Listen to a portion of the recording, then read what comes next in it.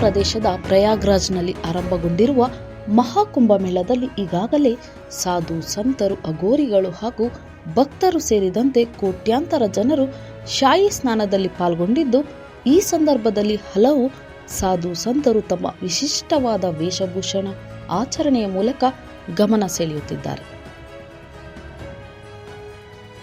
ಅವರಲ್ಲಿ ಕಾಂಟೆವಾಲೆ, ಮುಳ್ಳಿನ ಮೇಲೆ ಮಲಗುವ ಬಾಬಾ ಅಲಿಯಾಸ್ ರಮೇಶ್ ಕುಮಾರ್ ಮ್ವಾಂಝಿ ಕೂಡ ಒಬ್ಬರಾಗಿದ್ದಾರೆ.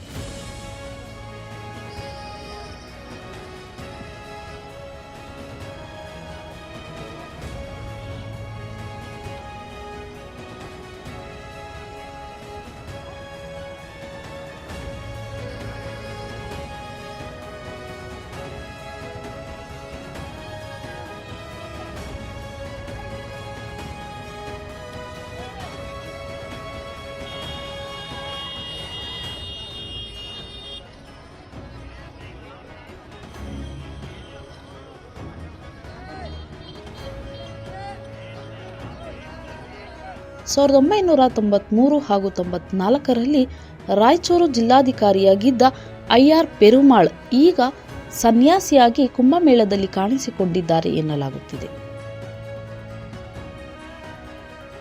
ಅವರನ್ನು ಈ ರೀತಿ ನೋಡಿದ ಜನರನ್ನು ಹುಬ್ಬೇರುವಂತೆ ಮಾಡಿದ್ದಾರೆ. ಡಿಸಿಯಾಗಿದ್ದಾಗ ಕಚೇರಿಯಲ್ಲಿ ಕುಳಿತ ಫೋಟೋ ಹಾಗೂ ಈಗ ಗಡ್ಡ ಜಟೆ ಬಿಟ್ಟಿರುವ ಫೋಟೋ ಸಾಮಾಜಿಕ ಜಾಲತಾಣದಲ್ಲಿ ವೈರಲ್ ಆಗುತ್ತಿದೆ. ಜೀವನದ ಪರಮಾರ್ಥ ಅರಿತು ಸನ್ಯಾಸದತ್ತ ವಾಲಿರಬಹುದು ಎಂಬ ವಿಶ್ಲೇಷಣೆ ಮಾಡಲಾಗುತ್ತಿದೆ.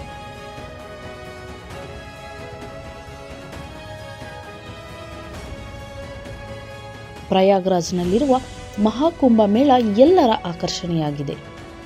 ಇಲ್ಲಿ ಎಂತೆಂಥವರು ಸನ್ಯಾಸಿಗಳಾಗಿರುವುದು ಕಂಡುಬರುತ್ತಿದೆ.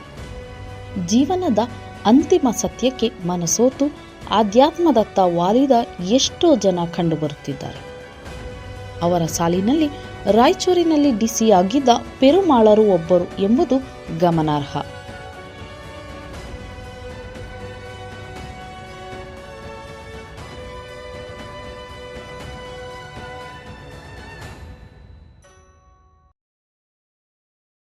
ಮೆಂಡು ನ್ಯೂಸ್ ನೆಟ್ವರ್ಕ್, ಸತ್ಯದ ಕನ್ನಡಿ.